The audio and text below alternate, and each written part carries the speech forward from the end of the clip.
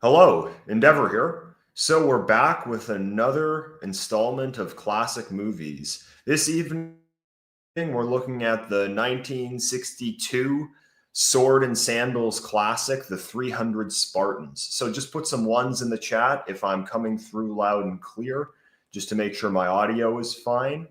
We're here with Morgoth as always, and we're also here with Todd Lewis as a special guest for this episode. How are you doing tonight, Morgoth? I'm doing very well. I'm getting a bit tired of the winter. It's been a long winter, and I'll happy to see the spring come in because I'm beginning to get a bit more, even more miserable than what I usually am. But another Swords and Sandals classic, which I'm happy to get into, and another classic movies, which I always like. Welcome, classic movies is where we chill out, we take a bit of a break from the news cycle, get yourself a nice cup of tea and relax. It's Sunday classic movies. That's what it's all about. And Todd, how are you doing? Well, I'm doing great. Thanks for having me on. I look forward to discussing this film. Excellent. So this movie, The 300 Spartans, as you've probably guessed, is based on the famous Battle of Thermopylae, the legendary battle from ancient Greece. So I'll give a bit of a background on the history and a bit of a background on the movie itself.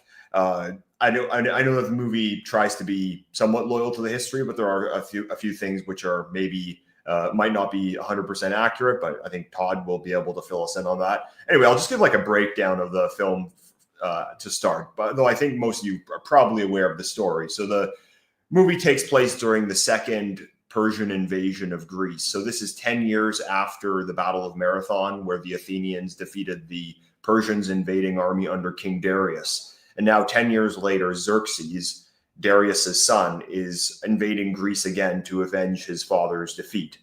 So at the time, Greece is comprised of a collection of small independent city-states who often war with each other. But now that Persia is invading Greece, they need to band together and fight as Greeks to fight off this massive Persian horde, which badly outnumbers them. The invading force is upwards of 120,000 men, which is far greater than the forces which the Greek city-states combined can muster. So the city-states, while maintaining their own civic identities, their own separate polities, the various polis, these are politically independent entities, they are united by a shared understanding of themselves as Greeks. So the film starts with them at this council, and Themistocles, the leader of Athens, one of the heroes of the Battle of Marathon, is there at the council, and he agrees that it's time that the Greeks need to put their differences aside and they need to band together, and that the Athenians and the Spartans need to work together with the Spartans' mighty land army and the Athenians' great navy, that they need to work together to fight off the invading force of the Persians, along with a collection of other city-states. So Leonidas agrees that he will lead the ground force, that Spartans will take the lead in the defense. And he speaks to the oracle at Delphi. And the oracle tells King Leonidas that either a Spartan king will die or that Sparta will be overrun by Persians. And he interprets this to mean that it's his duty to give his life in defense of Greece. So upon returning to Sparta, Leonidas attempts to convince the Spartan leadership that they must prepare for war, but he's unable to. There's this kind of political squabbling that goes on back and forth. They have this religious festival which they're preparing for, and they're not supposed to march off to war until that's over. Several of the Spartan leadership see this as a fight in defense of Athens rather than in Sparta's interest. So what Leonidas does is he takes his 300 royal guard, the 300 Spartans, to defend Thermopylae as promised. So when arriving at Thermopylae, they're badly outnumbered. Eventually, the Persians surround the Greek force, and there's an additional couple of thousand with them. But Leonidas, when he realizes that the situation is they're not going to win the battle, he dismisses the bulk of the Greek army and remains with his 300 Spartans, along with about 700 Thespians. I think it was about 400 Thebans and a couple of Helots, I believe it is. So there's the 300 Spartans and another contingent as well. So it's not just them alone, but suffice to say, they're badly outnumbered by this massive Persian army. And they make this stand at Thermopylae. It's this defensible position where the Greeks feel like they can hold off the Persian army as long as possible, while the rest of the Greek army is able to mobilize and mount a greater pushback. So the fighting the fighting ensues. The Greeks are able to inflict heavy casualties on the Persian army. They push back wave after wave of Persian assaults. The Xerxes even sends in the Immortals, his elite fighting unit, but the Spartans are able to push them back. Eventually, though, the Persians find a route around the back of the pass at Thermopylae, which I forget his name, but one of a trader who is awarded by Xerxes with gold shows them around the mountain. The Persians are able to go around the mountain, wipe out the Thespians who are guarding the rear, and then they're able to assault the Spartans. And in one last desperate stand, the Spartans attack the enemy head on. Leonidas is injured in the battle. The men rally around his body. Leonidas is dead, and they have this one last stand where they take on this barrage of arrows surrounding the body of their king, and the 300 Spartans die at the Battle of Thermopylae. They're wiped out. But as the war would later progress, the Greeks ended up winning. So they ended up being able to successfully repel the invasion of Greece by the Persians, even though unfortunately they lost at Thermopylae. They were able to eventually win the war, and the Battle of Thermopylae, as you probably know, has gone down as this great historical last stand. It's a thing of legends, and this is what the movie is based on. And I'm sure that you've seen the 2006 movie 300. That one might be a bit more popular today. We'll get into that one a bit later, but the 2006 version was inspired by a graphic novel, which was inspired by this movie. So this was the original one. Anyway, I'll pass it over to Morgoth first. What were your overall thoughts on the movie, The 300 Spartans? I quite enjoyed it. One of the things that I realized was that how few of these sort of swords and sandals epics are actually set in Greece. Because when they were at when you got the politics, Greek politics coming in, they kind of did that thing where you're used to seeing it in the Roman Senate with all the squabbling and the bickering and what we got into a lot on Spartacus a few months ago. But on this one, it was quite refreshing to see, this is from the Greek perspective. Obviously, you get into this thing as well, because I know the modern one from 2006 very, very well. But what I liked about this one was that it seemed a bit more serious and or less surreal.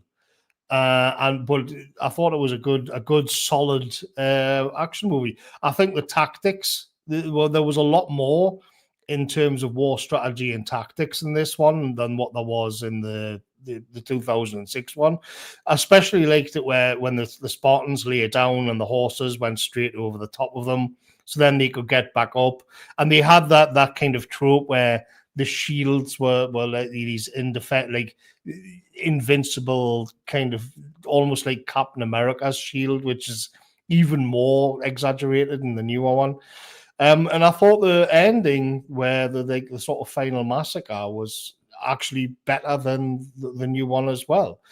And so all in all, I thought it's better to say that it's one of those like Zulu.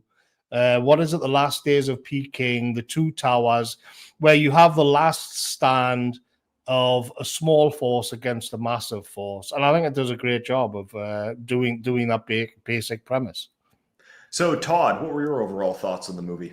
Well, I first saw this movie about maybe 10 to 15 years ago, and for reasons I can't remember, I wasn't impressed with it. But then I watched it again in preparation for today's show, and I noticed how many little historical nuances they got right. I mean, obviously, it's a Hollywood film. We don't watch Hollywood films for history. But they tried to generate this like Sparta homage, and they did an excellent job of doing it. There's the scene at the beginning in Sparta where Morgoth tells, the other Spartans, on your shield or with your shield. There's the scene where the messenger tells Leonidas, our archers will blot out the sun. And of course he says, we'll fight in the shade. You already mentioned the scene Endeavor where he quotes the oracle saying that either King of Sparta falls or Sparta falls. And so Leonidas goes on basically a suicide mission knowing that he's going to die in order to make this bargain with the gods to save Sparta. And then I think it's on day 3 of the battle where the Persian commander or messenger says, "Surrender your arms," and he says, "Come and take it." And these are all classic, moments from the Herodotus account. There's also the fact that the day 3, when in order to not have any more of his soldiers die, Xerxes just shoots down the Greeks with his bowmen because now he's outflanked them. And again, that's from the historical record. So I think it's really interesting that they did put in a lot of that extra effort. I mean, the B plot with the guy and his girl, that was just there, I guess, so women would watch the film. It was okay. The other thing that was cool and why I think this had such a good feel to it is much of the extras were actually from the Greek army directly. At the end of the film, there's this little like blurb saying, "Oh yeah, this was made with the help of the king and queen of the Greeks," and apparently they had Greek soldiers, in these roles to staff out the army for both the Spartans and the Persians, and that's interesting too because we're so inundated with CGI and I'm sure the 2006 300 has a lot of that too. And it's just so nice seeing, actual men, in uniform doing these, extra roles. And it really added a lot to, I think, the authenticity of the film because these are Greek soldiers, not just actors, and they're doing these extra roles as Greeks and Persians. They also added, I don't know how accurate this is, the idea that Artemisia was a crypto lover of Xerxes. I don't think that was the case, but they added that for intrigue purposes. And her loyalty to Xerxes is somewhat ambiguous. So on the whole, I think this was a really nice homage to the Greeks in general, but for that little Sparta itch that you might have if you just want to have all of those Sparta moments put together in one film. This is a pretty good version of that. So I just to say, I totally agree with Todd. Like, you actually see columns of thousands of marching soldiers in this, and it's not CGI, and it is so much better. It was the same with Spartacus. It was the same as the wars, the great battles in Spartacus, where despite all the technical brilliance that you can do, there's a gravity and something epic and great about where you see all of these men, because what they've done in recent years is just gone crazy with it. So they just copy and paste billions of generic, villains and armies. And yeah, when you actually assemble, if you say get the Spanish army or the Greek army and you put them up in the uniforms of the time, it works it looks so much better still to this day. I don't think they've topped that. Also, too, the filming was in Greece. That also added to the immersion. It was filmed in the Peloponnese. So it was like they went all out for authenticity. That's why this film holds up so well. Yeah, what actually inspired me to choose this film is that I actually visited Greece last summer, and I actually had the chance to go to the Peloponnese and see Sparta itself, and I got to see the tomb of Leonidas. And the film actually does look like Greece. So because it's actually shot not exactly on location at Thermopylae, I think it's for some geological reason. The site doesn't exist as it used to, but the scenes shot in Sparta are shot on the Peloponnese, where this actually would have taken place. I just love that. I love this kind of genre of movie. The sword and sandals from the early 1960s. They're just brilliant. But more broadly, half of the movies I choose for classic movies, they're historical epics which were made in the early 1960s, because I just find that this is just the golden era of this kind of genre of film. It's my favorite kind of film. And what I love about them so much is that all the soldiers in the battle scenes, they're all actual actors. In this case, in the case of Spartacus, these are actual soldiers who are taking part in these formations, and all of them have to be decked out with these costumes. They build these magnificent sets. And even with all the technology today, I still don't think that they've been able to do anything that's as impressive as the real thing. Now, I understand that today they don't do it because of the costs, even though the costs of these movies these days are through the roof. But there's just nothing that beats it. I just love these old 1960s historical epics where they have thousands of guys decked out in these historical costumes from some era, in this case from ancient Greece, and they're having these epic battles, and they build these temples with all these columns in the background. It's just my favorite kind of film. So, and this is a great example of one of them.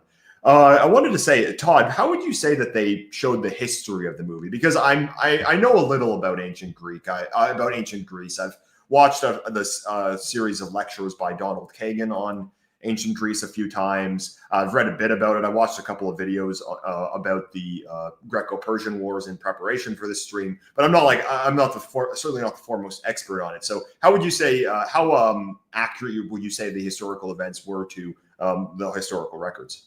Yeah, so I will say, first of all, for a Hollywood film, this is probably one of the more historically accurate films. So first of all, like I said, there's a lot of these great Spartanisms that we all associate with Thermopylae. Come home with your shield or on it. The idea of come and take it. The idea that Leonidas kind of knows he's on a death ride with his 300, and also the armies at the end of the battle just killing the archers because he's already suffered losses, and fight in the shade. Now we don't get the statement we'll dine in Hades, which I think is in the 2006 film, but still there's a lot of these moments that I think are really interesting. Now we can go a little bit deeper. In the movie, when Leonidas marches 300 to Thermopylae, it makes it kind of sound like he's going sort of against the will of the Ephors. Now, the Ephors did not allow, the Council of Elders did not allow the broader Spartan army to go. The Hippeus, the bodyguard of Leonidas, was. And of course, the movie correctly includes other Greeks that mostly mention the Thespians. Not so much, though other Greeks are mentioned. So that's all historically accurate. There were more than just Spartans fighting there. So that was nice to see. The other thing was the debate at Corinth, right? They had to, of course, streamline all of that. But the idea that the Spartans are in overall command, even of the naval forces, is actually correct. Now, it didn't happen exactly the way they show it in the film, but the fact that initially the Athenians wanted full control of the sea, but then Sparta had naval allies such as Corinth, which wouldn't accept that. So a compromise was Sparta would be in nominal command of the sea as well as land, but it was kind of known that Themistocles would more or less do what he wanted at sea. And that is actually done quite well with the film, where it's like, yeah, we're overall command, but, sea is your job. While they don't spend a lot of time on it, fair enough, it's 300, it's Thermopylae, a parallel battle occurred at sea at the Battle of Artemisium, which was also in confined spaces, negating Persia's naval superiority. And at the end of the battle, Themistocles does talk to Leonidas about an evacuation. I don't remember how historical that was, but it does represent that Athens is there fighting as well. Both of them, this rear guard action against Persia. And so, of course, Ephialtes who on day 2 shows the Persians the way down. Now, some of the areas they got wrong. On day 1, they didn't send in chariots, nor send in cavalry on day 2. That didn't happen. But they did send in the Immortals on day 2, so that's correct. I would say it's actually pretty good. It's probably a 7. For a Hollywood film, I'd give it a 7 on historical accuracy. Yeah, excellent. Yeah, I thought that they had a lot of good attention to details. I like the part where where the Athenians lambasted the Spartans for missing the Battle of Marathon at the council in Corinth, because and back then what happened was when the Athenians were going to hold off the Greeks, when the Athenians were going to hold off the Persian invasion, they asked the Spartans for help, but the Spartans had their religious ceremony, and they said that, well, we can't march for a week, and then by the time they actually got to Marathon, the battle was already over, and that the Athenians had won. So it was kind of interesting that they made allusions to that as well. So one thing which Morgoth mentioned a bit earlier, and I think that this is kind of the overarching theme of the film, and what makes this the Battle of Thermopylae so legendary, and a theme that I just love in movies. It's the theme of the last stand. So we've done this in Zulu. We did this at 55 Days at Peking. The Black Hawk Down, which we also covered, is similar in some ways. Some other historical examples include something like the Alamo, or another one from fiction would be the Battle of Helm's Deep in Lord of the Rings. So the premise of The Last Stand, which we've covered several times, but it's always fascinating for me. I love stories based around this concept. So it's these historical battles where it's a small group of European soldiers badly outnumbered by hordes of savages. So the difference between the Battle of Rorke's Drift and the siege of the Legations District at Peking is that the European forces in those battles were able to hold off the hordes, whereas in the Battle of Thermopylae, the Greeks died fighting. So it was a fight to the end. But I think what is so inspiring about this trope is obviously just the heroism and the bravery that's involved, but also that it emphasizes the greatness of Western civilization, that a smaller contingent of European soldiers has always proven superior to the hordes of non-Western barbarians. It's the military ingenuity along with the warrior spirit, which has always been worth more than numbers. And even though in the case of Thermopylae, they eventually did succumb, they were able to take out huge hordes of Persian enemies in doing so. And there's just something that's so inspiring and noble about The Last Stand. It's kind of the ultimate statement of duty and honor and love of one's homeland, and that's all worth the ultimate sacrifice. And that's what the Battle of Thermopylae was. Yeah, and in this one they set it up again very well, because to do a last stand on cinema, it's all about the kind of build up. It's about the steady drum roll. And what you have to do is get the audience invested in the characters. Because if you just begin the movie where they're under siege straight away, and then you have to learn the characters like on the fly, as it were, it doesn't really have the same effect. And this is what a lot of the more recent movies do. But if you do the last stand trope well, which this one does and all the other ones do as well, then what happens is that it's set up so that all of the characters have got their little arcs, but throughout the film, you're kind of aware that they're going to be placed in a horrible situation, and you're just waiting for it to happen. And it's that tension that actually sort of which makes it interesting, makes it work. And this one does it well. I think. Well, I mean, one of my favorite scenes in this one was when the Spartans waded through the water and set light to the camp in the middle of the night, to Xerxes' camp in the middle of the night, and then they tried to get away. And there was one of the characters who was like an outcast, and his arc was that he was the son of one of the kings who'd fallen out of favor, and they didn't want him around. And then he comes back and he proves his worth by saving man who's been shot with an arrow. And then he's welcomed back into the fold in a way. And so he is now tied up with the fate of his own people regardless. He's won it back. And so then you get the sense that now, like, another character has, it's lined up well, because you've added to the tension of saying, well, now they're all coming together and they're all in harm's way. And they scuttle away in the middle of the night, and that's nicely tied up. Did that actually happen where they raided the camp, Todd? So yeah, that's interesting. There are some ancient sources that say this.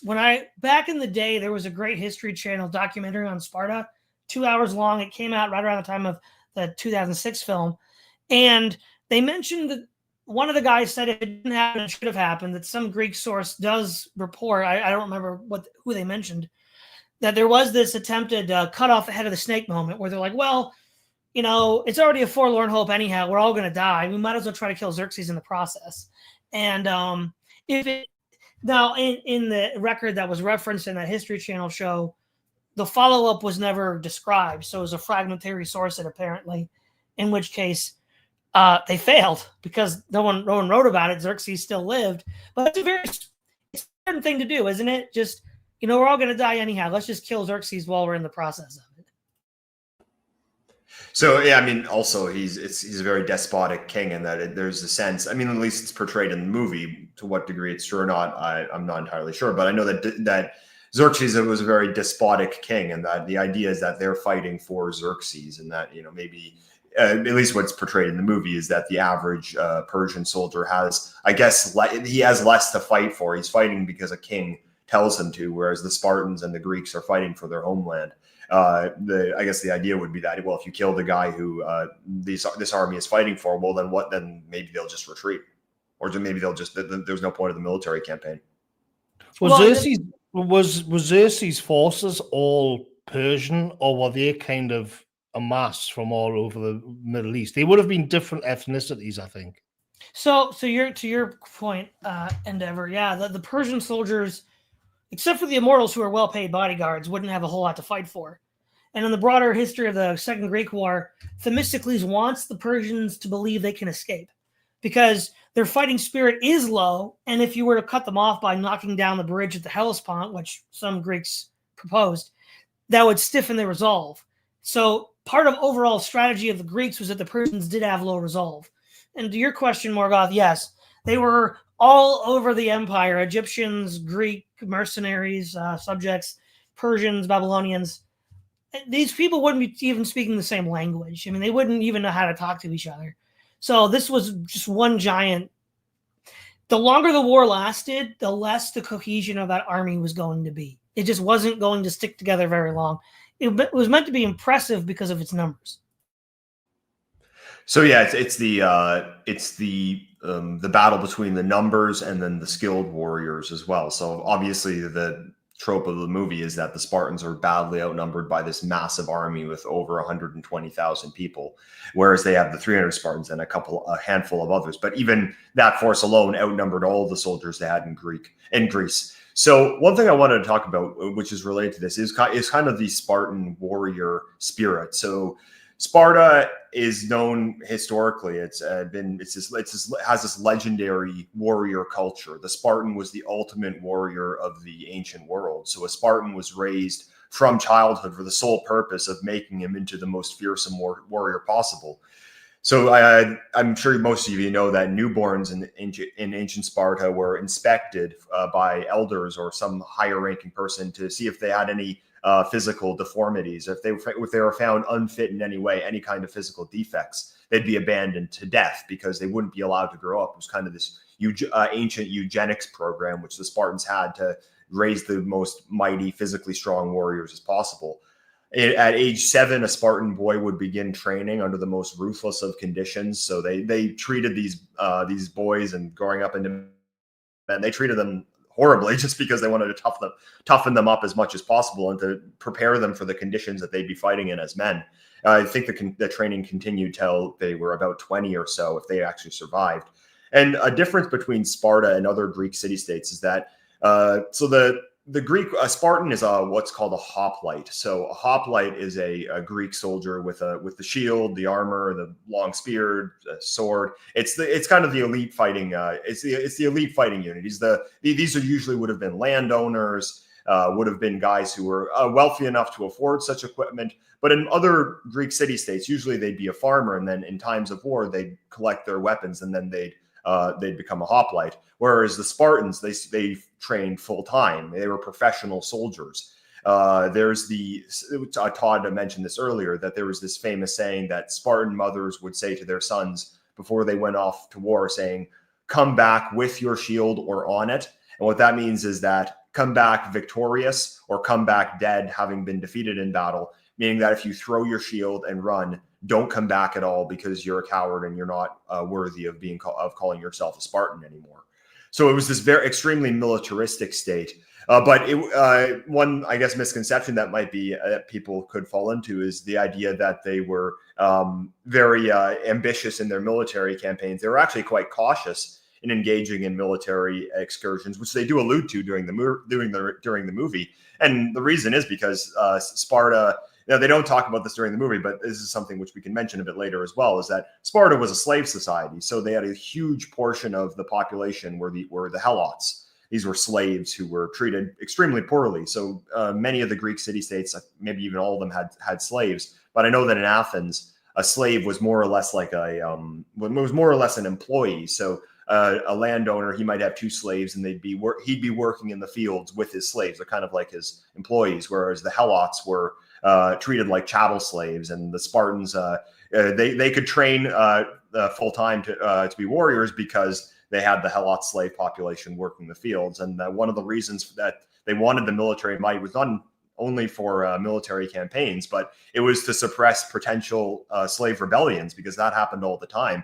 And enemies of Sparta knew that they could encourage a slave rebellion. So Sparta never wanted to have their army too far away from Sparta for too long. Otherwise, a slave rebellion could take place. So part of the reason for their military might and why they were so obsessed with militarism is because they needed to suppress these slave revolts when they happened.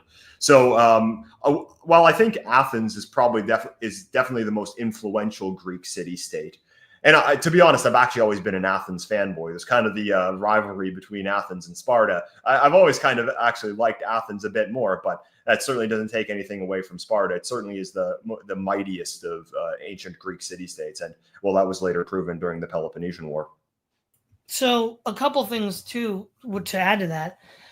Well, all Greek city-states had slaves. What made Sparta different and in some sense a pariah is that they enslaved fellow Greeks. Because all these helots are fellow Greeks who were living in regions like Messenia, adjacent to Sparta, that were subjected sometime in the 8th century BC.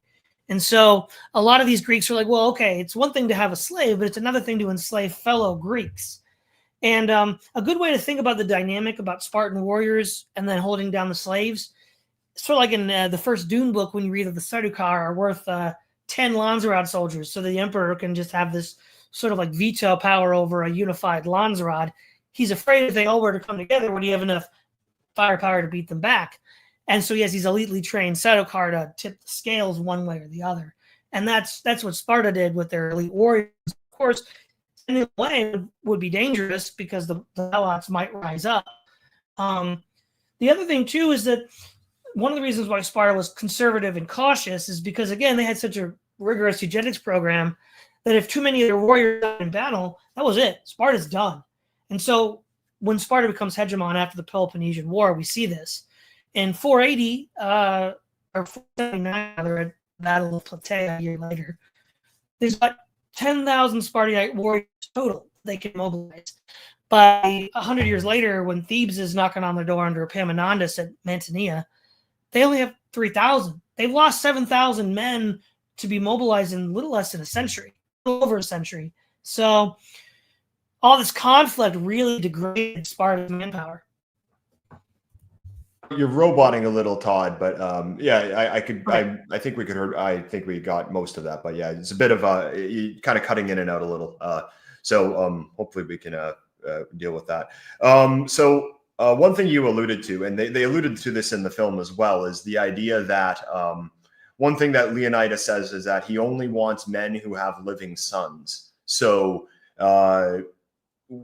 because since he knows that the men who are going off to battle are not coming back, since they know that this is their last stand and that they are most certainly going to be killed, he says that only men who have living sons can come with him, because he doesn't want to leave any family destitute. He doesn't want to destroy an entire family, so that the sons of these men who die they will then take their father's place in the next generation, and that small but elite portion of the population of Spartiates that will continue on. So it's something they constantly have to. So it's something they constantly have to deal with because because of this eugenics program. Sparta, they had the best warriors, but again, though, it was there were only so many of them, as you see at this battle, and of course there were many others who fought in later battles, but at the same time, you see that it's this focus on the elite soldier rather than just the masses, as you see with the Persians. And one of the main themes of the movie is this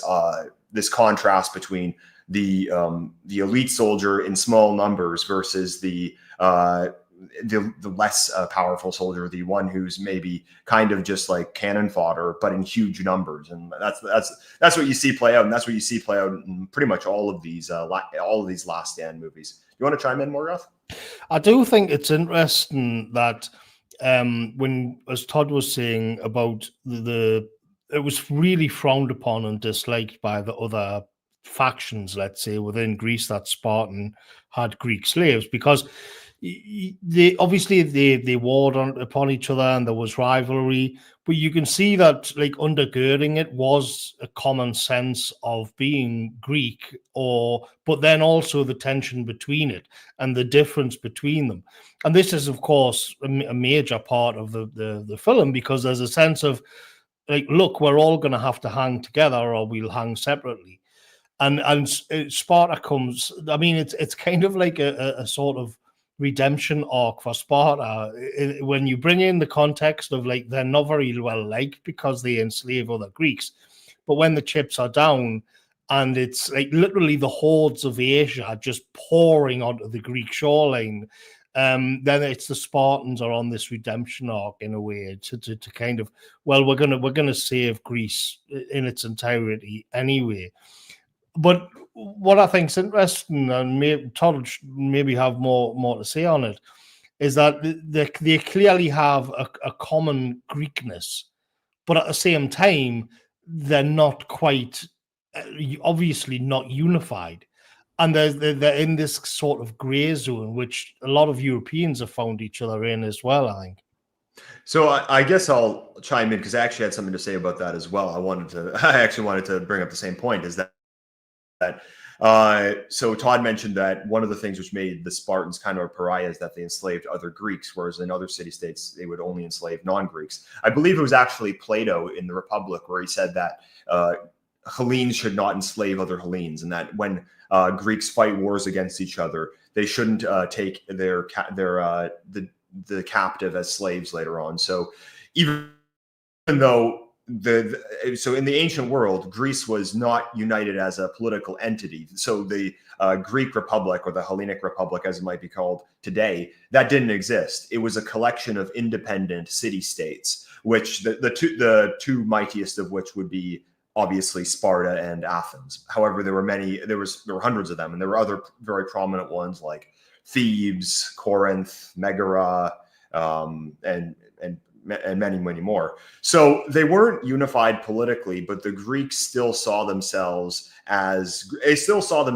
Greek. So they would have probably called themselves the Greek race at the time, whereas today we'd probably call that ethnicity. So it is a shared ancestry, a shared language, a shared culture. I believe that the Greeks believed that they were the race of the gods or something like that. So they had this underlying identity, whereas the Greek city-states, they regularly warred with each other. But once they faced a collective threat in Persia, they band together and fought side by side as Greeks. And they do allude to this in the movie. So there's the scene where Leonidas, so Sparta had a dual monarchy. So they had two kings at the same time who were equal in power. And then they had the population of Spartiates, these were the Spartan warriors, but they were a minority of the population. So these were the people who had political power. But at the top were the two kings. And Leonidas was one of the two kings during the Battle of Marathon. He was the one who went off and fought and died in the battle. So there's a scene where I think it's the other king or someone in the council says, like, "Are you going off to defend Athens? Well, why Thermopylae? Thermopylae, that's north of Athens." It sounds like this is serving Athens' interests. And what Leonidas replies is, "It's about Greece," meaning that it's not just about Athens or Sparta. This is about all of Greece, which is under threat collectively. Now, I don't want to overstate this because it's important to remember that the primary loyalty of every Greek man remained to their individual city-state. That was first and foremost. But there did exist this broader ethnic identity, which they also felt a duty towards. And the Persian Wars really did something to highlight that, so that it really did facilitate more cooperation between the city-states to a greater degree and a greater appreciation for what it meant to be Greek. However, as we'd see later in the history, this isn't referred to in the movie, but that all came apart during the Peloponnesian War. But I'll let Todd jump in. Yeah, am I still roboting? You sound fine right now. Okay, good. No, yeah, basically there were two things that made in the Greek mindset you a Greek. One, did you live in the polis? Did you live in the city? Right? Because the idea was that the Greek political system, there were two broad political systems. The oligarchy, which is what we would Sparta, which, we can go into detail if you want, but they basically got this right. They had two kings. They mentioned Demaratus being an exiled king in the court of Xerxes. I mean, this film really is trying to integrate with the history. And then Athens democracy. But both of these groups still viewed themselves as living in this political environment, the polis, that's where we get the word politics, and then also belief in and worship of the Olympian gods. Those two things together made you Greek or Greek adjacent. So, for example, the Lydians who pre-exist are seen as Greek adjacent. You've got like Croesus, who goes to the Oracle of Delphi to ask about who's going to win, him or Cyrus. He gets an ambiguous response and thinks it's him when really Cyrus ends up winning. And so it's the worship of the Olympic. See, because here's the thing, right? Croesus, even though he's a Lydian, respects the Olympian gods. He goes to Delphi. And it's really this sort of shared religious consensus that even Greek adjacent people could be a part of. And so in that regard, the Greeks had this, not a strict national identity, but this identity of like culture and religion and urban life. And then the film also gets good in the beginning with the Council of Corinth. The Greeks are fiercely independent. And of course, when Athens gives up control to the Spartans for military planning purposes, that's seen as Athens making a good show of faith in order to get other Greeks to get on board, because they are fiercely independent. And you either, as you mentioned, you use the Ben Franklin aphorism, Morgoth, we all hang together or we all hang separately. Yeah, I mean, there's an interesting thing with this, with Ephialtes, I feel. I can't remember where I came across it. I think it was just a tweet or something. I wish I had saved it for this stream, actually, but it was somebody saying that I think it was an actual Greek, and he was saying what people don't seem to understand is that the Greeks are first and foremost a mountain people, because we think of, especially today with tourism and everything, and when we think of the Greeks as, we think of the sea and it's nice, and we think of the islands, we think of Athens. And it kind of startled me because I was thinking, yeah, maybe they are. Maybe, and it comes back in this, where you have this old couple who are sheep herders, goat herders or something. And he says way up in the hills, like, we'll take whatever help we can get it. But what I found very well done and interesting is that Ephialtes is living with them as almost like a son. He's played by the great Irish actor Kieran Moore. He's a big strapping fella. But then when pressed upon it by the passing Spartan couple, they say that actually they have no idea who he is or where he comes from. I just thought in terms of telling a story, that was very well done, because from the Greek perspective, Ephialtes is responsible for the most astonishing treachery, which we could probably touch on, actually. The idea of the traitor is Ephialtes that gives up the trail around the mountain, which ultimately, it is the most horrible act of treachery. But what's interesting is that, as far as I'm aware in the film, nobody knows who he is or where he really comes from. I don't know if there's more in the historic record about Ephialtes. In the 2006 Zack Snyder movie, he's horribly deformed, and the idea is that his mother, what Endeavour mentioned earlier about throwing the malformed babies into the pit, she couldn't bring herself to do it. So he was left alive, and he never really fitted in with Spartan life, especially because he was deformed. And so he ended up moving on to betray them. But Ephialtes in this one is like a big strapping warrior in his own right, but you just don't know who he is or where he comes from, which I thought that was very interesting. I thought that was added a nice layer of mystique to it there. But the idea that the Greeks are first and foremost a mountain people rather than a seafaring people was also interesting. I watched and I just looked up Mount Olympus on Google Images after I watched the film, and Mount Olympus, when you look at it, it does have a kind of strange look to it. It's like a big plate. It's and I thought maybe there's something to this. It's so under discussed about the Greeks as being like a people of the mountains. Well, you definitely get that sense in the Peloponnese. So, somewhere like Sparta, to get there, you take a bus through these like winding roads along these mountains. It's a absolutely stunning view. But you imagine that marching off to war for the Spartans thousands of years ago, that would be a quite the trek. So that would be winding along the base of these mountains, and yeah, I mean that's quite something. So yeah, that's it's definitely part of Greece, is that it's very mountainous. It's one thing I definitely noticed while I was there. Even Athens as well is it's extremely rocky. So the landscape, it's very rocky, it's very dry. It's green, but it's kind of has this like kind of this brush. It's not very. They aren't these big tall trees like you'd expect. It's this kind of these very short, stubby little trees, and the land's very dry. In the summer, it's scorching hot.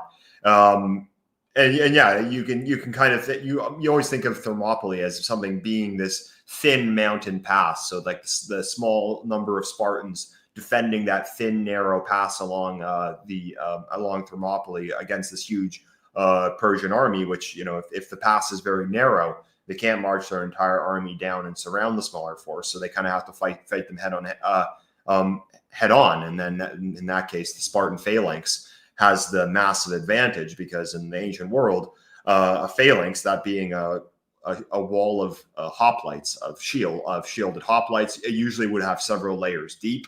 I don't know how accurate the formations in the movie actually were. I would have imagined that the hoplites would have been probably packed closer together, and they would have had several different rows, like maybe like 4, 5, 6 rows deep. I'm not exactly sure though, but this was a formidable fighting force, because at the time the phalanx, the only thing which could beat a phalanx was another phalanx, and again, that just speaks to the ingenuity of ancient Greek warriors. One thing, to your point, Morgoth, we don't really know a lot about Ephialtes. I mean, he's obviously the villain because he's the traitor. He's also kind of a morality tale of greed, right? He betrays the Greeks because he believes that Xerxes would offer him riches. And so a lot of this, too, is a sort of like a description of the dangers of greed and where you can go with that. Now, I think one thing that would be helpful to briefly touch on is the nature of the Persian army, because why was Thermopylae such an important place to defend against the Persians, and why did the Persians in the end ultimately lose to the Greeks? The elite Persian forces, the Immortals, on day 2 are squaring off with the Spartans in hand-to-hand combat.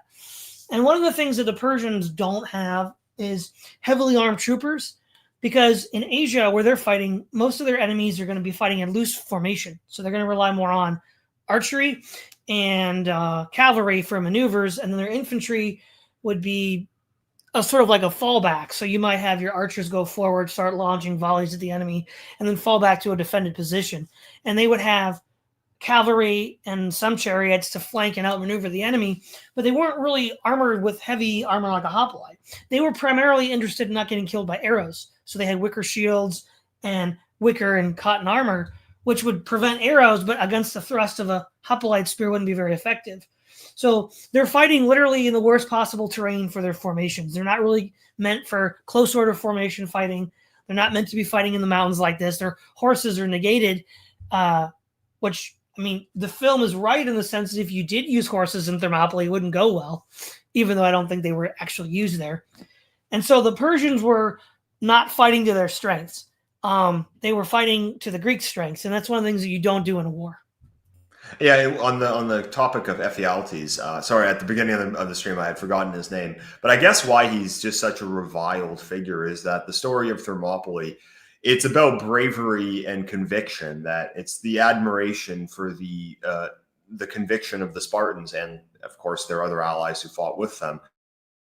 It's the bravery and conviction of them to take a stand and to give their lives in battle in a hopeless struggle, and to just fight to the death for what you believe in, for honor and for the love of your homeland, and for the warrior culture which you've been raised in. That's what's so inspirational about the last stand at Thermopylae. And I guess with Ephialtes, why he's so reviled is that he kind of spits in the face of that. So he betrayed that which these warriors were fighting for for money, and it was just a short-term gain that he would have. He'd just be rewarded with a bunch of gold for basically selling out his homeland. And maybe he was made a rich man. I don't know what actually became of him, but obviously history looks back on him very poorly, in contrast to someone like Leonidas, who is considered still a hero to this day, where in Sparta to this day they still have Leonidas's tomb, and there are still statues of him in the town, and he's still considered to be their great hero. There's a lot in that, isn't there? Like, if somebody in like the political class today watched this film, I doubt they would, but just on the off chance they did, and they would probably somehow identify themselves like with the Spartans, like for nothing, like nothing they do is in any way patriotic or self-sacrificing for their nation or their people. They are all Ephialtes. All of them are Ephialtes to all. It's just Ephialtes all the way down in the political class. Yeah, what's funny is that in Canada, not that I want to get too bogged down in present day politics and in the news cycle, but in Canada right now, all the libtards are trying to now be these patriots because of the tariff wars and Trump's rhetoric towards Canada. So the same people who have been telling us that our nation is this post-national country with no definable identity, which is built on racist settler colonialism, and your culture is multiculturalism, and that nationalism and patriotism are all bigoted right-wing ignorance from that stupid fat Americans do south of the border, and that we in Canada, we're sophisticated and we love diversity. And now they're trying to build themselves up as being these patriots, but patriots for what? They're trying, and it just comes across to me as so shallow, because they aren't actually taking a stand for anything. They are Ephialtes. They've sold out the country, and now like to pretend to actually be this great patriot because I think it was Dave who said it on Twitter that the one thing they care about defending is defending the managerial class. I mean, there's no honor in that. Not that I want to get too bogged down in present day politics, but I guess what I'll say more broadly is that if you think about the people today, now some of them have sold out Western countries because they are true believers. Some of them actually are just delusional and they believe in the John Lennon's Imagine, and that's why they've done it. But other ones, they just did it because it was politically expedient for them. You think of maybe someone like, I don't know, Boris Johnson or something like that, or in Canada we'd have Stephen Harper, someone who's like this boring, bland kind of conservative. So they're not the true believer in the whole woke multicultural agenda, but they believe in political expediency. They want to be in power. They want to make a lot of money. They want to please their donors, and they basically have sold out their own countries. I think that the current ruling class will be looked back on as Ephialtes, at least a lot of them. But at least the ones who were the true believers and the ones who did it out of spite, I think they'll be looked back on as a lot worse. They'll be looked back on as these demons. But then the ones who didn't actually do anything about it, they'll be looked back on as Ephialtes because they sold out their own countries for political expediency. But in the long run, nobody celebrates a traitor. No traitors ever actually become loved historically. It's people like Leonidas, the people who remain loyal to the end, who that's who people look back on with pride. Yeah, and I also think that the guy that they had to play Leonidas does a good job of demonstrating in the film, what it's like when you know that you're not going to make it, right? I don't think it is historical, but that end point in the film is kind of interesting. Themistocles says, look, you guys can come on my ships and I'll take you away. And he's like, no, we have to be this rear guard for Greece. Of course, there's also the prophecy that a Spartan king must die for Sparta to survive. And he's just willing to do it. He doesn't, it's like, this is the other thing that I think a lot of us in our modern time are going to miss is like the ancient Greeks wanted to have a good death. So from Leonidas' point of view, this was sort of like everything he wanted out of life. It's like, well, look, the gods told me I'm going to have a good death. Let's go. Right. So for him, that's a happy ending. Whereas for a lot of us, we look at that and we just don't comprehend how the Greek, because it's not just a Spartan mindset, it's a Greek and Roman mindset that you could have this good death. There's another thing to point out that's related to that, which is related to the Battle of Thermopylae. I can't remember the guy's name, but they do show this in the movie. So the young guy who his father had betrayed Sparta, and he wants to join to avenge his family's name. At the end of the movie, him and his girlfriend, he's the one who comes with his wife. At the end, his newlywed wife. At the end, Leonidas sends them away. I can't remember the name of the actual guy, but there was there were two, I think, Spartiates who were either ill or injured in some way who were probably not going to be able to be very effective in the battle. And then one of them decided to stay and fight with Leonidas to the death. The other one, I think he had an eye injury. And this was shown, I think, both in this movie and in the 2006 movie, that he was sent away and sent back to Sparta. And in both the movies, it's portrayed as being, there was nothing ignoble or unknoble. There was nothing that was disgraceful about what he did. But as far as I know, this guy who was actually sent away, when he arrived back in Sparta, they considered him a coward, so he was disgraced. He was disgraced back in Sparta because they thought that, how dare you not stand with your king and die in battle? How can you call yourself a Spartan? So and then later on in the same war, I think it was the Battle of Plataea. Is that how it's pronounced, Todd? What was that battle called? Oh, Plataea. Plataea, at the Battle of Plataea. So this guy, I forget his name. What was his name, Todd? The one who was sent away? You mean in the film? I don't remember. Okay, in the actual history, what was the guy's name, if you remember? Oh, yeah, I know the story you're talking about, because he fights the Plataea to regain his honor, but I forget who he was. As the story goes, at Plataea, he fought like an absolute madman and was killed in battle, trying to redeem himself because he had been disgraced after leaving Thermopylae. So at Plataea, the decisive victory for the Greeks against the Persians in the war, that and Salamis are the two decisive victories.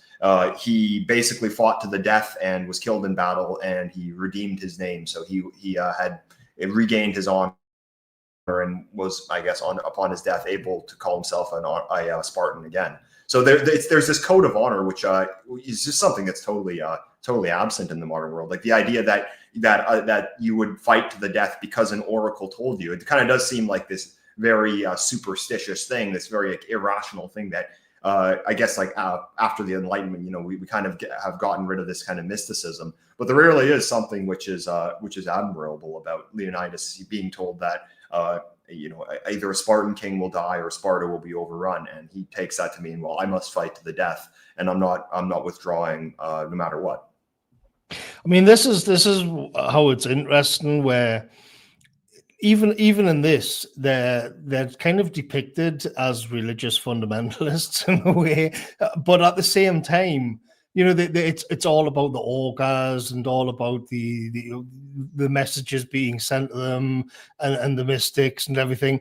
But at the same time, it's become a trope where the 300 Spartans become and the Battle of Thermopylae becomes a stand-in for Western liberals against the enemy of the day.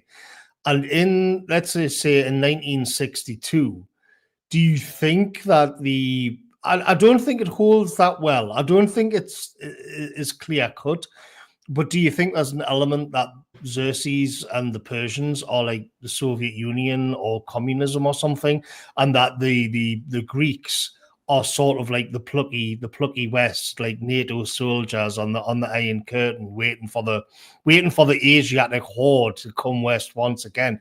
I mean, it's probably a bit of a stretch. I certainly don't think it's as on the nose as what sometimes happens in Hollywood, but there is an element to it. And when you see, they're always at the end of the day, like defending liberalism and freedom, even though like Sparta's like this slave society who are religious fundamentalist warrior culture. It's like the most illiberal society that you can ever imagine. Well, so I'll take it first, and I'll hand it over to you after I'm finished, Todd. The movie was actually interpreted by many as being a commentary on the Cold War at the time, that that Greece and the city-states were under threat from the massive slave empire of Persia, and it was seen as analogous by many that this was Western Europe and North America. The Western liberal democracies hold out against communism, and something like, and the Persian Empire representing the Soviet Union. Now, there's one thing which I kind of found, if I had one criticism of the film, it's kind of misleading when they say that Greece is it's the holdout of freedom and democracy, because it is kind of an allusion to present day liberal democracy, as Morgoth was mentioning, that, you know, they try to kind of tie it in with that. But it's important to remember that the concepts of freedom and the concepts of democracy, of course, these ideas existed in ancient Greece, but they were totally different. So the post-war ideas of the words freedom and democracy, which were made, this was made synonymous with universal liberal democracy. And at the time, 1962, this is when this was really being turned into the establishment. Then when the current worldview, when this was really being established in the Western world, and then later on even broader than that. But under this conception, a country can only be considered free if it were a liberal democracy, which upheld the newly established conception of human rights, and that it was universalist and that it applied it to everyone. In ancient Greece, that was the idea of freedom was totally different. Freedom or liberty meant the sovereignty of the polis and the citizens which comprised it. The Greeks believed that freedom was not universal. Freedom belonged to the victor. So slavery was commonplace in ancient Greece, and they didn't see that as a contradiction, because if you're free and you're sovereign, such as the Spartans were, that doesn't mean that you want to extend that same privilege to your enemies. They didn't have this idea of this universalist idea that that you must actually extend it to them, because you're the victor and you've won your liberty, and the people who you defeated, they haven't. So Sparta, as we mentioned earlier, was a slave society. Likewise with a democracy. So Sparta was an oligarchy, but we can bring up Athens as well.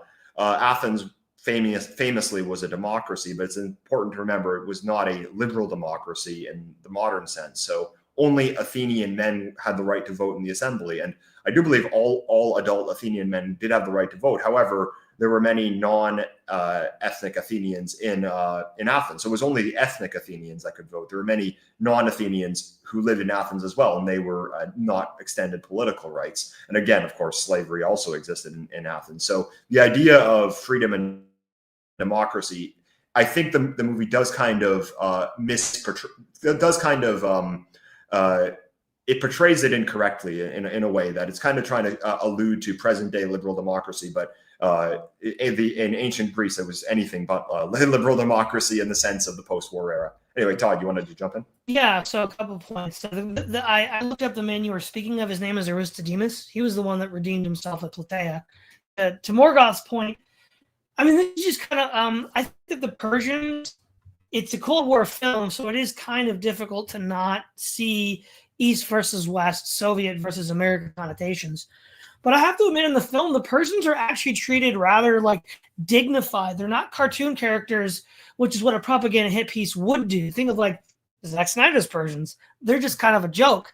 Whereas the Immortals are treated as a serious military force. They're treated as, you know, the Persian elite. They're just not as good as the Greeks.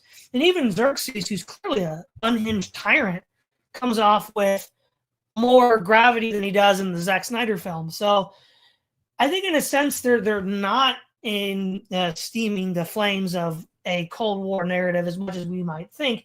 I don't think you can exclude it completely, but the Persians are treated with much more respect than you would expect for someone who's just this cartoonish Soviet stand-in villain.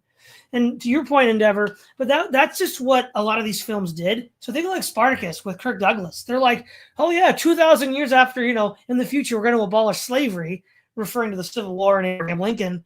They shoehorn that all into Spartacus at the very beginning, acting like Spartacus's rebellion is some sort of attempt to universalist anti-slavery cause. Yeah, which is not. Spartacus just wants to get home. He's a prince from Thrace. So it's just what they do. It's part of the toll, you know. Do you want to jump in, Morgoth, or? No, not really. I mean, the other element is like the way the Persians are depicted as just being a mass, which as Todd's been saying, it wasn't really the truth. They were actually skilled warriors in their own right. They were just not in the right territory or with the right armor and that kind of thing. But there is this again, another element of like the endless hordes of Asia is you see this in the sort of the language around the Russia-Ukraine war today. The idea that it's just this what do they call it in Zwerg Rush or something in computer games, where it's just this overwhelming force of kind of poorly armed, poorly trained people being fed in, you know. Which, to be fair, it is the trait. It is a kind of trait of the last stand thing, which is why we know when the immortals arrive on the scene, it ups the ante a bit, because it's oh no, like these are the elite shock troops now, you know. But it's certainly not as cartoonish and clownish as the 2006, which is basically like just a video game where they keep leveling up to the next sort of baddies that come along, and they get ever more ridiculous. So one concept which we talked about earlier about Pan-Hellenism, meaning that the Greeks saw each other as fellow Greeks, so they had their own independent city-states which they were primarily loyal to. But then more broadly, they did share a common Greek identity. And then once they were invaded by Persia, that became a lot more important, that they had to stand together as Greeks and fight off the hordes. You know, the illusion that you can make to the present day is you look at what's going on in the Western world today. It's that there are 30 or so European and European derived states in the world right now, but all of them are simultaneously being overrun by the hordes of mass immigration from the third world. And I think that today the overarching European identity is becoming more important for a lot of people. So I don't think that means that national and ethnic identities aren't important, and perhaps that's what people should primarily be focused on. But there is something which is overarching. So, for example, why do I, Canadian, have a lot more in common with someone like Morgoth, and who's a Brit, and someone like Todd, who's an American, than I would with some quote unquote new Canadian. It's because there's this overarching identity, which is a lot more this overarching European identity, which is a lot more authentic than just kind of some passport sticker that you put on some person from the third world, and you say, well, oh, this person's Canadian now, this person's British now, and I think you've kind of seen that in the last decade or so, just as the issues that we talk about on the online right constantly, the demographic situation, the inflow of the third world into the first, the overarching white racial identity or European racial identity as a broader group. It has become a lot more important. However, unfortunately, though, in the present day, people still squabble. So you still see countries going to war with each other, like Russia and Ukraine going to war with each other. You see Serbia and Kosovo and all in the Balkans, they're still at each other's throats. And several countries in Europe, like Hungary and Romania, still hate each other. In Canada and the US now, we're squabbling over these stupid tariffs and these stupid trade things, and about how Donald Trump is being a meanie or something like that. Meanwhile, all of these countries are simultaneously just being swamped from the third world. And this seems a lot, at least in my estimation, seems a lot more important than these kind of petty squabbles that these countries are engaging in. But unfortunately, just like you kind of see in the movie, now, fortunately for the Greeks, they were able to actually put these petty squabbles aside and actually take a stand together. Unfortunately, that hasn't actually been able to happen in the real world today. There's this a meme which you see on the nationalist right. It's the "No More Brothers War" meme.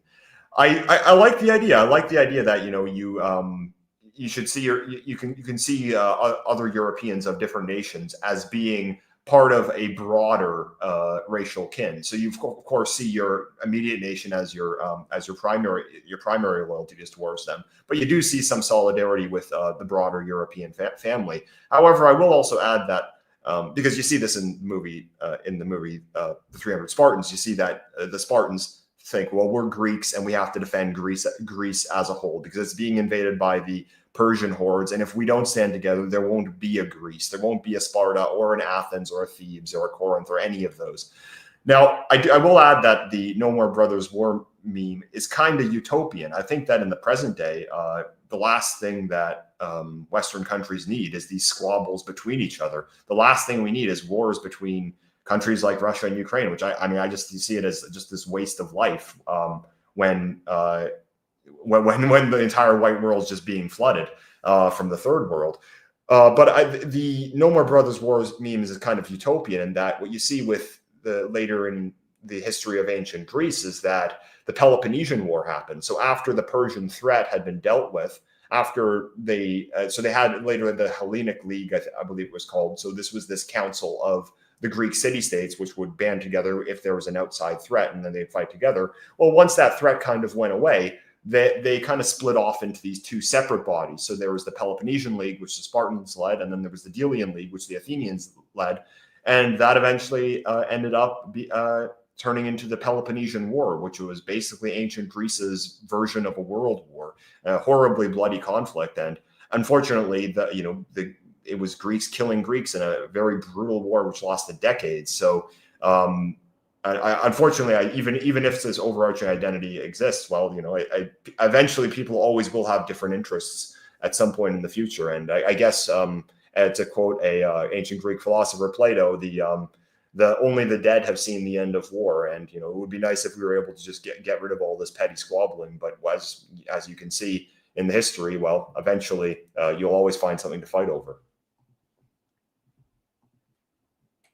Yeah, I mean, I thought Todd might have something to say, but you actually see what's happening in the new. I know we try to stay away from current thing in classic movies, but it is actually, what we're talking about, and it's where it looks like America could basically just pull out of Europe altogether and pivot to China, as they say, and then Europe. And the attitude coming out of the Trump administration is like, okay, you're on your own.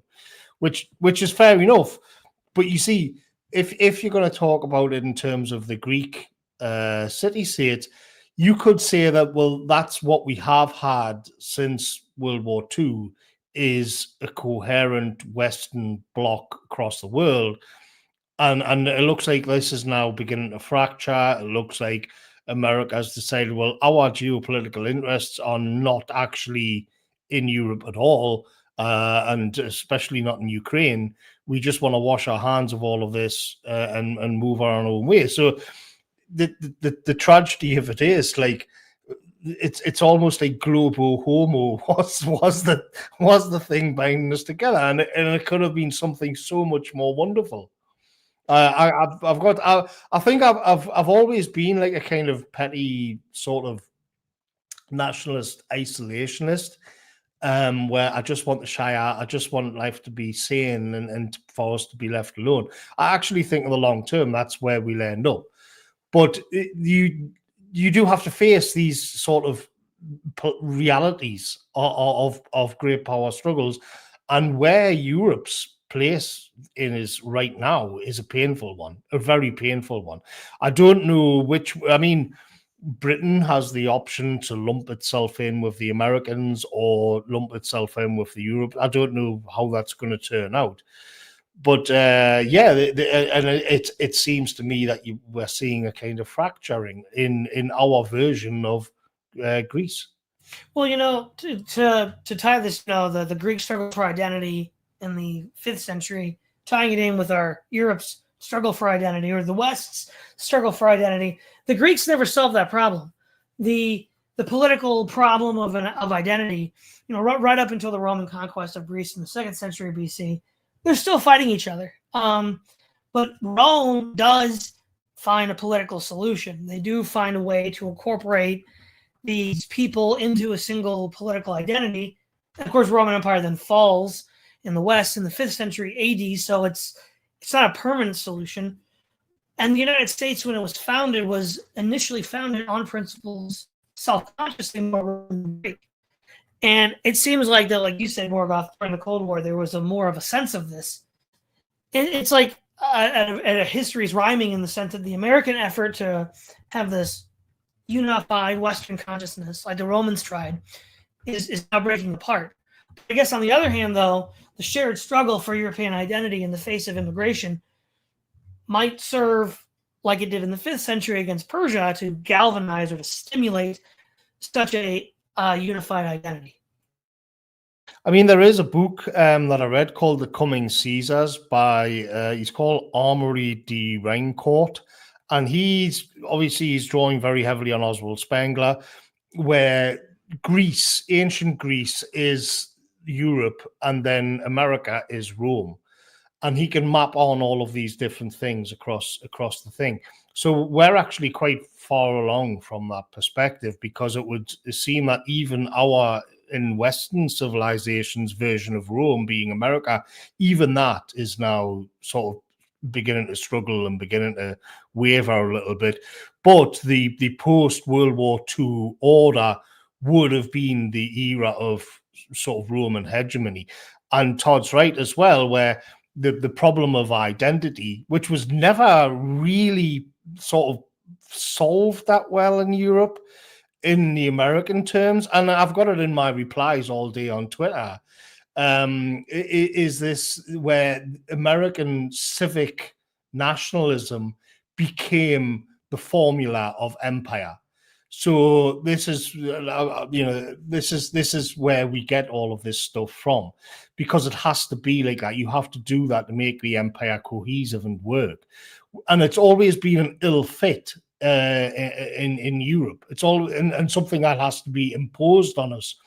But from the perspective of Rome or America, you do have to have something like a universalist dogma. Well, that thing too, the American doctrine of civic nationalism was originally developed in order to incorporate European migration. So, for example, in Democracy in America by de Tocqueville, he's like, look, in old Europe, you couldn't imagine people marrying across religious lines, like Catholic and Episcopalian or Baptist and Reformed. But in America, that can happen. You wouldn't imagine, an Irish marrying an Anglo in the British Isles. That might happen in America. And so, ironically, even though now this term has been expanded to include non-Europeans, it was originally developed within the American Republic as a way to keep Europeans from bringing their old squabbles and ethnic and religious wars to America. And so that's where this civic, quote, nationalism started to develop, which is kind of ironic how it's in this regard. Yeah, and I guess the burning question that they have today is, whereas you see in the movie that the overarching Greek identity is what gets the Athenians, the Spartans, and the various other city-states to actually band together and take a stand. I guess what the issue is for the Western world today is that they've spent the last 6-7 decades deconstructing that which would actually get people to contribute to their country, to actually fight and die for their country. All that's just been deconstructed, and now like these countries are kind of just left in this no man's land. Like we have like Canada, for example. You see, I mentioned this earlier in the stream, but it's like they're trying to be patriots now, but they're trying to be patriots for a country which they've spent the last several decades telling everyone it's post-national, it doesn't exist, its identity can be anything, and it's actually built on racist settler colonialism, and they're trying to actually get people to be loyal to that now. And it's like, loyal to what? I mean, one thing that I made a post on Telegram about this, but I don't want to get too off track here, but the young in Canada are the most likely to support Canada being annexed by the United States. Now, I will say I'm against that. However, I understand why, because they've been given nothing. Their entire life they've been told that Canada it just means being more libtarded than the United States, and the young are the ones who have endured the consequences of that, and now they see the prospect of U.S. annexation. I don't think it's actually going to happen,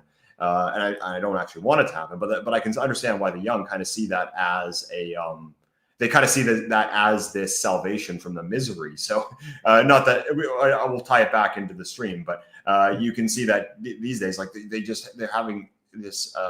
There's just this chronic problem of actually trying to get people to care about the societies which they live in, and the reason is because they've been told that everything which would actually get somebody to make a stand, like the 300th Thermopylae, well, they've been told that's illegitimate, and now they just are incapable of doing it. So I guess, do you want to add something to that, Morgoth? Well, yeah, let me get this off my chest, because I know it's horrible, it's cringe to talk about this stuff on the stream and that, but It is relevant. And I saw a video this morning, and it was this kind of slop video, MAGA slop video, and it was like all the 80s. It was Michael J. Fox, and it was Rocky. And we on Classic Movies, we've like discussed the whole arc of like 80s sort of patriotism and that era, which is always associated with Donald Trump. And it was always about how great America is, blah, blah, blah. But what I found fascinating was that the soundtrack they used, and it had like F-16s, and it was Top Gun, it was We're Great, We're Back, We're So Back. But the soundtrack that they used was Fortunate Son by Creedence Clearwater Survival. And when you actually listen to the words, it's this kind of typical boomer song, which was, it's a critique of the Vietnam War. It's a critique of like this bitterest of ironies of like an American elite manipulating the working class to go off and die in foreign wars for jingoistic kind of fake patriotic bullshit, which was exactly what the rest of the video was. And I quote tweeted that and I pointed that out, and I've just had like people filling up me replies all day, like calling me a Euro poor, and then telling me like, "Oh, don't you get it? How do you not know about the discourse with Starship Troopers? Do you not know what media literacy is and the death of the author?" And I'm like, this is all just magical thinking nonsense. Like because what's happened is this, like, if we just pretend and we kind of cope our way into reorientating reality, we can fold the sort of boomer criticisms of American power, and we can kind of reconfigure it into some sort of patriotic rah, rah, rah banger, even though all you've got to do is listen to the words to the song to understand that it's actually the complete and utter opposite. And there's this massive sort of lack of self-awareness, but it doesn't matter because the vibes are good. And if you want to point out some basic realities, you don't understand that, like, we like Starship Troopers, even though it's a leftist film. Well, we're just going to like magic it into being a right-wing film now because, well, vibes. And what it's doing is creating, I think, a kind of garden path for people to get marched off to war to. And they're going to do it. And when it happens, it's going to be where the soundtracks, which they're kind of getting energetic and pumping the air to, are literally saying the elite of America treat us like shit and send us off to wars, die in wars. But you can't say anything about it because death of the author and media literacy. This is this kind of weird postmodern hall of mirrors that we'll find ourselves in. And it speaks to this idea that of America is now going off to be its own thing. I'm a Euro poor, and I'm hurt because they're back, and I live in third world Britain, in North Korea, like the woke North Korea and everything.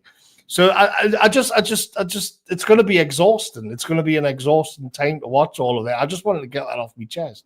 Yeah, hey, no problem. I mean, we can go on off on tangents every now and then. I kind of felt something similar in Canada with what we have is they always tell us that our identity, it's Tim Hortons, hockey, free healthcare, and being gayer than the United States. But obviously, like it's just falling flat and it's just empty and hollow. And that if you actually do want to get people to not just bend over and just accept and just like you're a damsel in distress and fall into Donald Trump's arms, or B, you don't want your country to be taken over by China and India, well, then you actually have to be a serious country again and replace it with something real. And it goes back to the identity. And you actually have to have some kind of identity, which isn't just this shallow, hollow, fake, cheap, corporatized version, which we've been fed in Canada. And just like that, I mean, the one you mentioned in America, it's a bit more raw. It's a bit more in your face, but it is also cheap and maybe it is actually able to fool people than going off to war. But I don't think it's any less hollow though. But anyway, I guess like towards the end of the stream, I just wanted to briefly touch on the 2006 movie because I think that that's the one that most people are probably familiar with. It was a smashing hit when it came out. And I will say that I think that the 2006 movie is a good movie overall. Both are good movies, but I do prefer the 1962 version. I chose to just do this version because I didn't want to do two movies for this stream because most of the themes in the movies are the same. So I thought that we could just focus on the 1962 one. In my opinion, it's the superior film. But we can also discuss the 2006 version. I think why I like the 1962 version better is that I just like the aesthetics more. So I like that the costumes are more authentic. I never understood why in the 2006 one the Spartans don't wear breastplates.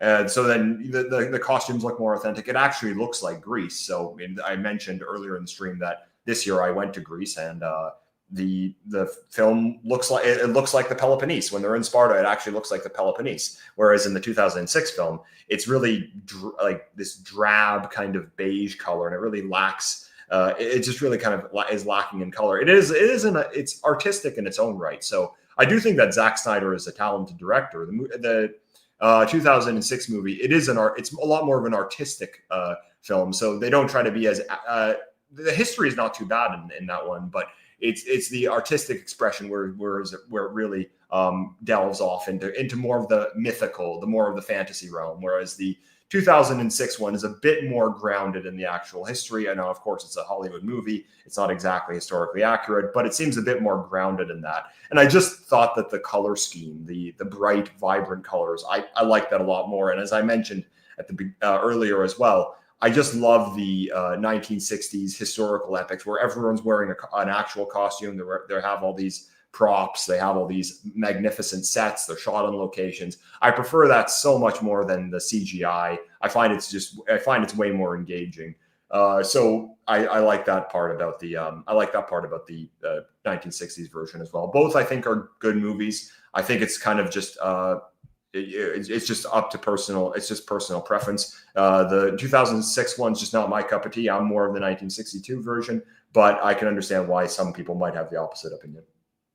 I think Todd would appreciate that. I'll say the 2006 one is the hyper-real version of the story of the 300 Spartans. It's I'll get in there. I'll get in there before you say. So you've got like say the original. I don't know who wrote the original history of it, and then you've got like say the 1962, which is a basic retelling. And then you get the kind of hyper-real version of it in post-modernity, and you've long left sort of the original narrative. You're 3 or 4 steps moved on towards it, but yeah, it is a good laugh, and maybe not now, but we could do that one as well.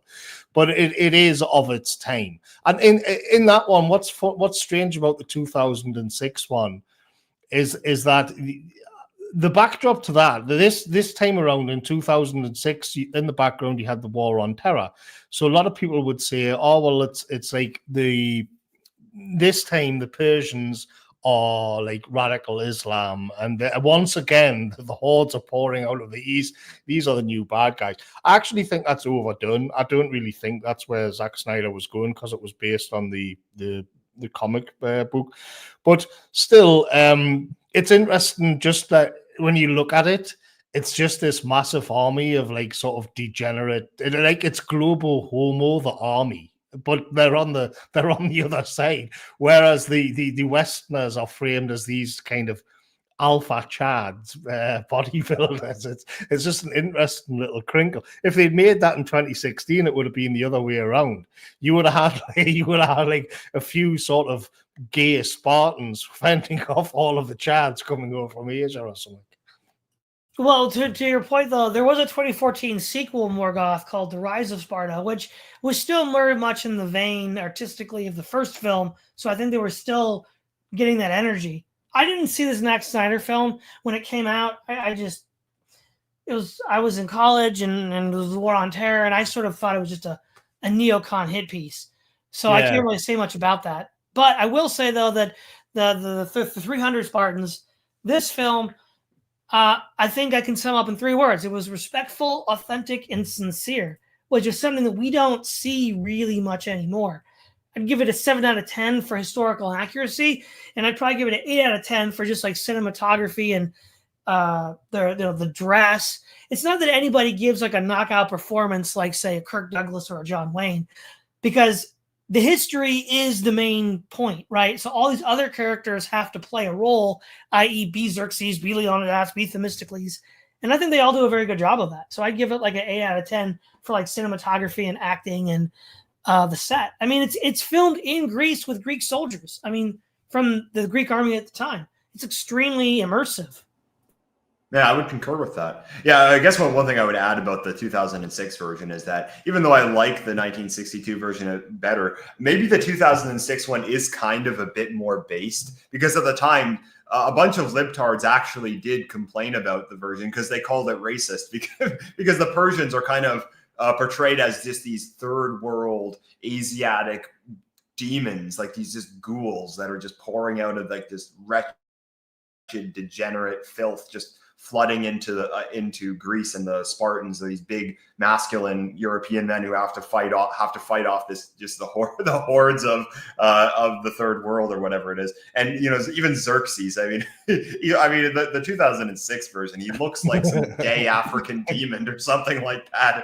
It's just ridiculous. And you've got there's huge fat black men, and it's like very multicultural, and the Spartans aren't even Greek. Like Leonidas has got this very heavy, it's Gerard Butler, so he speaks like with a heavy Scottish accent, and all of the rest of them are like Anglos from Australia and all this kind of thing. It's the funny thing too is, I don't know if you ever saw like the Murdoch parodies that incorporated aspects from 300. there are some ridiculous moments where they just like put into their parody content 300 because they intuitively saw the underlying ethnic racial themes.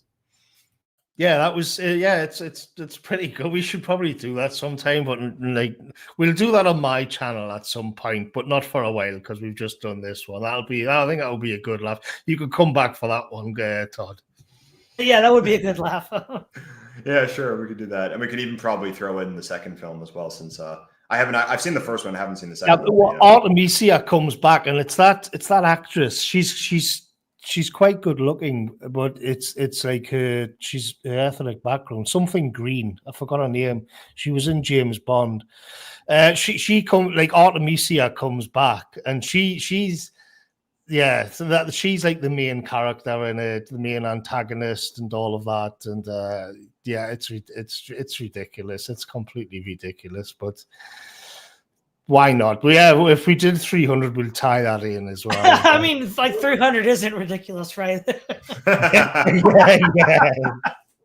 Yeah. It's good for a lot. We always do.